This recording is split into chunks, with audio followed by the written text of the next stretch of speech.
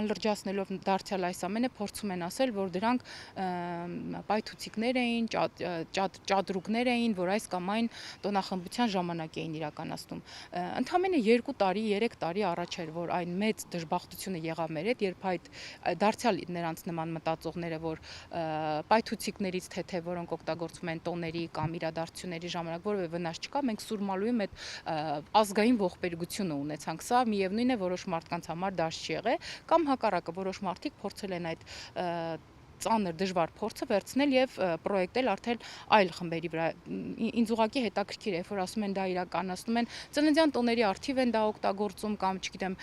այլ ուրախալի միջոցառումների ժամանակ են օգտագործում։ Ուզում եմ հասկանալ Բագրատ Գալստանյանը հիմա քաղաքական process-ների առաջնորդ է, որոշ շրջանակների վարչապետացուն է, թե որոշել է դրան զուգահեռ հոգևոր ծառայությանը զուգահեռ նաեւ գենդեր փարթիներ կազմակերպել, եթե այդքան ծիծաղալու են այդ ճադրուկների կամ պայթուցիկների արկայությունը։